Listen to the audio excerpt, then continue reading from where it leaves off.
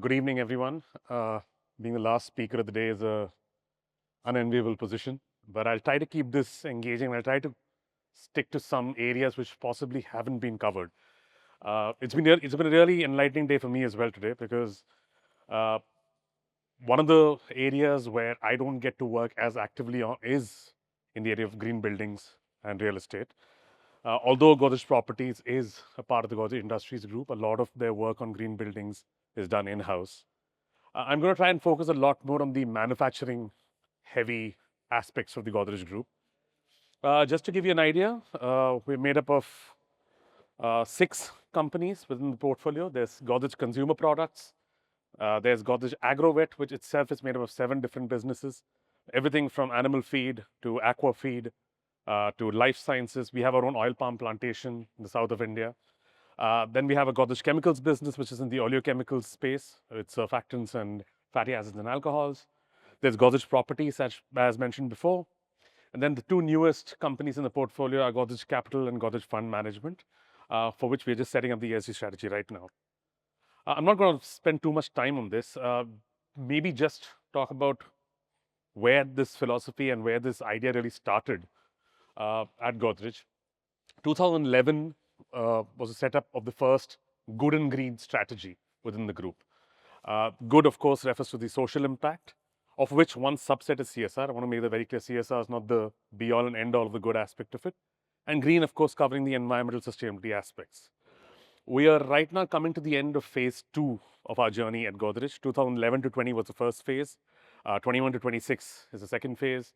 And we find ourselves in a very interesting position where we've done quite a bit, but there's quite a few challenges that we still face. And of course, the changing regulatory and technological environment and the increased expectation from investors and consumers alike is really shaping our future strategies. In essence, but the philosophy of net zero is not new to any mature corporate in India, because at the fundamental basis of it, it's efficiency and optimization of resources. It's about how you use your resources. How do I minimize my use of resources, and how do I create positive impacts, whether within my operations or outside the scope of my work? So, apart from the internal philosophy of the family and the group itself, which pushed us to be more efficient in what we did, what were some of the other drivers that really pushed us towards going towards net zero? And just to be very clear, we're talking about emissions, we're talking about water, we're talking about waste, primarily on these 3 areas. One definitely was a push towards greater regulatory compliance with a view towards future evolving regulations. I'm not talking about regulations as they exist today. It's about being more prepared for a future which has much more restrictive regulations on the use of energy, on how much carbon you can emit, and how much water you can withdraw, and how much waste you can put out. The second, and this is possibly the biggest driver, is cost efficiency and innovation. Just to give you an idea, from 2011 to 2020, all of our sustainability innovations and the interventions have saved the group about just over 200 crores in 10 years. So when people say that and by the way, this is possibly my biggest, the biggest bugbear that I have is when people still in 2025 come and ask, can businesses be profitable and sustainable? That question should be retired, because quite frankly, the numbers speak for themselves, whether it's in pure cost savings or the signals from the investor community, which I'll come to after this.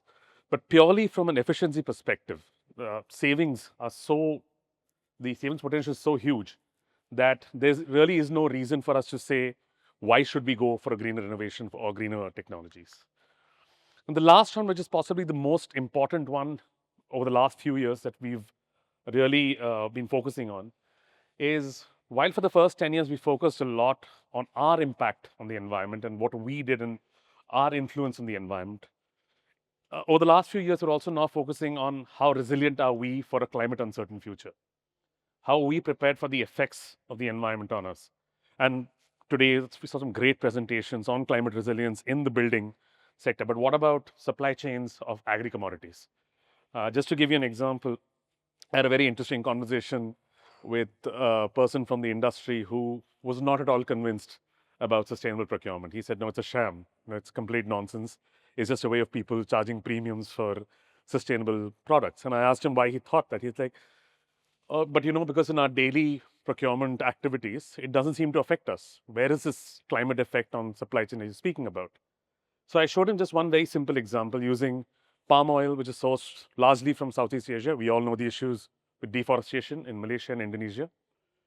And because we also have our own oil palm plantation here in India, we are actually able to quantify some of the impacts that climate change is having on the production of palm fruit.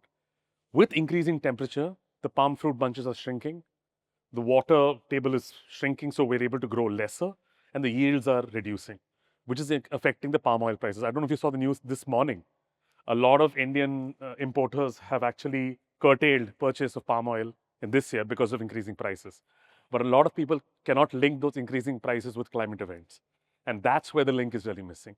But when you start looking at the interlinkages between rainfall patterns, increasing temperatures, and agricultural yields, you really start understanding why business continuity and pure survival, it becomes so crucial in the entire sustainability narrative. So on the subject of emissions itself, uh, we really broke it down into three very simple areas. How do we achieve net zero emissions? By the way, just before I set the strategy for that, we have a commitment to be net zero on scope 1 and 2 emissions by 2035 for each of our group companies. We're well on our way towards achieving that. Apart from that, we've also aligned ourselves with the Science-Based Targets Initiative. So all the group companies have got their SBTi targets validated. So there is a combination of decarbonization as well as how do we make up the tail of emissions through some sort of carbon capture or sequestration activities. And I'll dive deep into that in a little bit. So essentially, the first step was lowering emissions, which is straightforward. How do we consume more green energy? And one of the areas that we were, I would say, quite fortunate in that sense is that largely we're a consumer of thermal energy. 70% of the energy that Godrej consumes is thermal. Electrical energy, while there are options like solar and wind, has limitations. Whereas on thermal, if you really identify the right technologies, particularly in the biofuels and biogas space, you can go 100% renewable thermal without a lot of effort. And the other place where we got lucky is that our operations are in India, where the availability of agri-residue for making biomass and biofuels is tremendous. And I would actually argue that we haven't even scratched the surface when it comes to the potential of agri-residue being converted into fuels in India. I know there's a lot of talk in the government about the National Biofuels Mission and how do we really increase the conversion technologies. But right now, the percentage of the market which is being tapped on biofuels is very, very low. We're actually doing some very interesting work in this with bamboo growers in Maharashtra, where they're growing particular strains of bamboo which have a calorific value equivalent to that of coal, about around 4,300, 4,400 kilocals, and with only 3% ash, which could be a game changer when it comes to biofuels. So we were able to not just convert all of our thermal energy requirements from fossil fuels to agri-residue biomass. I want to be very clear, not firewood, but only that stuff that comes from agri-residues. But we also installed 3 large cogeneration systems at 3 of our facilities, where apart from using it for steam generation, we also use biomass to generate electricity. So a big push of our renewables journey really came through the adoption of biomass. And of course, open access power, rooftop, all of which you're very well aware of. So we had taken a modest target of being at about 30% renewables by 2020, which we superseded to be at about 52% at that time. And as of today, we are at about 75% renewable energy sourcing as a group. And by next year, we'll be at about 85%. Now, when people come and ask me, oh, so 100% does not seem so far away, it's the gap between 85 and 100 actually is a much bigger gap and a much bigger leap. And I'll come to that when I come to my last slide on the challenges towards achieving net zero as well. But what is really, really interesting is we spoke about switching. I mean, there's a typo there that should actually be energy efficiency. If you see our entire decarbonization pathway from 2020, where we set our science-based targets today, and our future roadmap, how much as a percentage do you think renewables played in that decarbonization, and how much do you think energy efficiency played a role? A lot of people think it's RE that really drives decarbonization. but 56% of our reduction in emissions came from energy efficiency initiatives. So it's very often ignored because it's incremental. It's 2 to 3% every year. Whereas, renewables is generally large capex projects. Every few years, you see a big spike in your renewable consumption. Whereas energy efficiency is the silent hero, where a lot of it can still be unlocked. And this is a place where modern machine learning technologies have a huge role to play, because the incremental energy efficiency unlocking can only happen through really advanced AI-based technology, which is already happening. You already have plenty of solutions which sit on top of your existing SCADA systems, adjust set points on a real-time basis, and save you 2 to 3% energy on a regular day-to-day basis. The last bit of it, which is the tail that I spoke about, is how do you capture carbon? This represents a particularly big challenge for a company like Godrej, because we are not a very heavy emitting industry. Just to give you an idea, I spoke to you about 6 companies. As a whole, in 2020, we were only emitting about 300,000 tons of carbon annually, which is actually a pittance when you look at heavy industry. The real issue with that is carbon capture at that scale is very inefficient. It's very cost ineffective because we don't have big stacks emitting a lot of carbon dioxide or other greenhouse gases. So we focus our attention on sequestering carbon in nature and looking at nature-based solutions and looking particularly at our watershed programs, which I am proud to say are probably the single best project that I have been associated with in my career. We started with the idea of becoming a water positive company, and we did 4 large watershed programs in Telangana, Karnataka, Maharashtra, especially in the sugar belt, which is extremely drought hit, and in Madhya Pradesh. We did this in collaboration with NABARD, which is a fantastic program where for every 1 rupee we put in, NABARD matched it with a rupee of their own.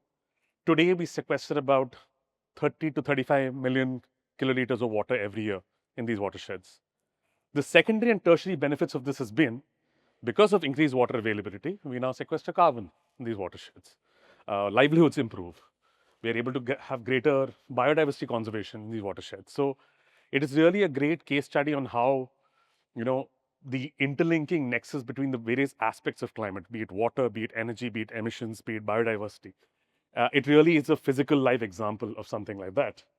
So today we capture about 40,000 to 50,000 metric tons of carbon in these watersheds. All of our projects are registered on VCS registries, but not with an idea of selling these credits. It's more of a verification, validation process for our own assurance. This, don't focus too much on the numbers, but this is just a brief overview of our decarbonization net zero plan. So the orange line you see in the middle is a cumulative science-based target for the entire group. It's made up of the sum total of all the SBTIs for the group companies. The blue line you see is our actual emissions pathway and how we're reducing it. And the little gray line you see at the bottom is what we're sequestering in terms of carbon. So as you can see, good signs, dipping. We will definitely be achieving our science-based targets well before our deadline. But there is still a gap of about 70,000 metric tons for us to go net zero. And this is where our work, my bread and butter, my daily bread and butter really is in this, is how do I continuously reduce the gap and how do I do it quickly?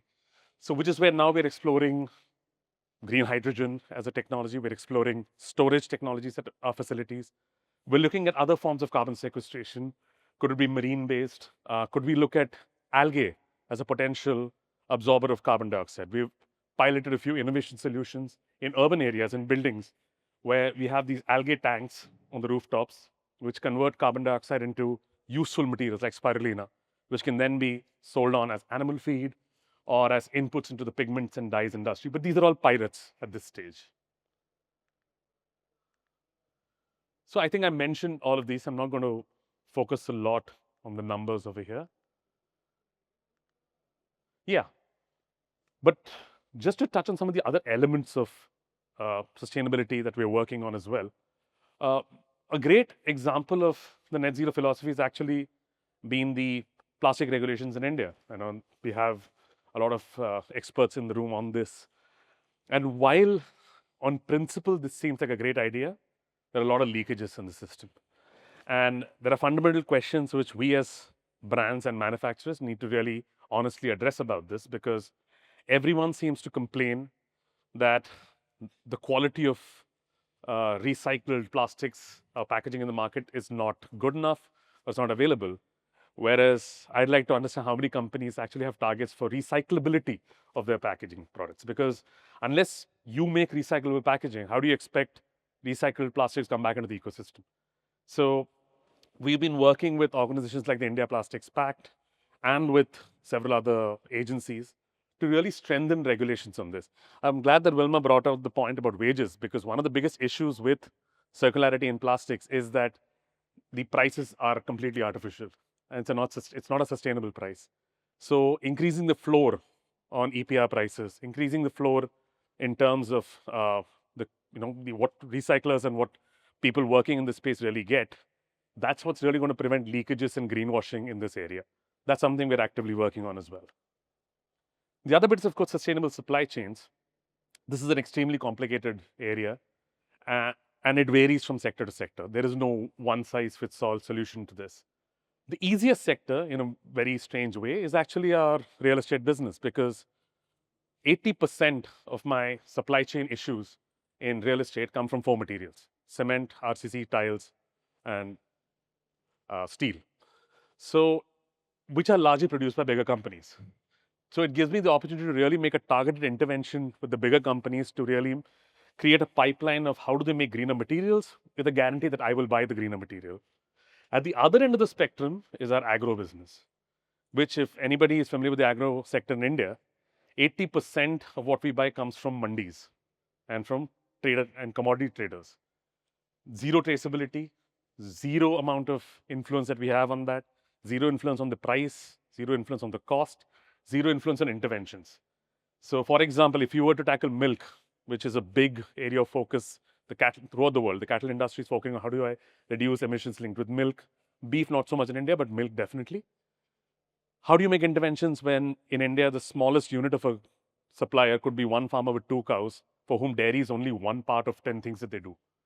So rather, we're looking at sectoral interventions, working with organizations like CEW and with other partners in the corporate ecosystem to really create sectoral level interventions over here. We also now have a green chemistry working group where we're focused. By 2028, we want to put out a roadmap for green products and with certified, assured data about each of our products, and start reporting it at a product level. That's the ambition we have. And this is really being fueled by our new refreshed ESG framework in our new product development. And of course, green buildings, sustainable material, which has been covered extensively today, so I'm not going to delve too much into it. But this is something I really wanted to, because it's not all roses. There's a lot of challenges when it comes to achieving net zero. The first is restrictive RE policies. And unfortunately, in India, the lack of congruence between state and central policies on RE is a huge problem. Very often, how much renewable energy you can consume is really a function of which geography you're in. For example, for the longest time, our biggest manufacturing footprint was in Madhya Pradesh, where the regulations wouldn't allow us to go beyond 30 to 40% open access. We opened a new factory in Tamil Nadu, 80% renewables. So that seems to me really unfair. I mean, punishing a company for being in the wrong location should not be a restriction to how much renewable energy you can really consume. So this is a big challenge that we face. The other is technology barriers itself, because fundamentally, renewable energies are not very efficient. So how do you overcome those barriers to make sure cost efficiencies are maintained? How do you make sure that, for example, how do you go from current solar technologies to next gen solar technologies? How do you look at battery as a potential way forward without affecting cost too much? The other, this is almost a victim of our own success, because the more renewable energy you consume, the cheaper your energy cost becomes, which makes energy efficiency more difficult to implement, because it's not a big. So if energy it costs you 10 rupees, you would put a lot more effort into making it more efficient. But when it costs you 1 rupee, it makes it more difficult to really pitch solutions that push energy efficiency. The other, I've already delved into this, which is about complexities in the supply chain. This requires, again, this is not something that can be solved by one company alone. This is why I think collaboration across organizations, across sectors, and with the government is really required. And this is one very, very important thing I want to focus on, because there's been a lot of talk about greenwashing when it comes to generation of green credits and maintaining offsets. What is really an offset? How is it not double counted? So I'm not going to sugarcoat it. There are a lot of issues with this. There is a lot of double counting that happens. We know for a fact that in many organizations, which are reporting consumption of renewable energy, the same RE credits are being sold as well. So double counting is happening. So how do we create a monitoring, a regulatory mechanism which is really, really sort of bulletproof when it comes to protecting this information? And which is why when I was asked a question outside earlier about why is something like a net zero certification important, because I think it's really important to have external validation and assurance of any kind of claims that we make in this space, because greenwashing and the potential for it is so rampant. I think that's about it. I've come to the end of my time. I'm happy to answer any questions or address any particular issues anyone has. Thank you. Mr. Ram, I think we could take questions at the open round table. Sure, sure. Thank you so much Thank you. for your presentation. We now have a very exciting fireside chat.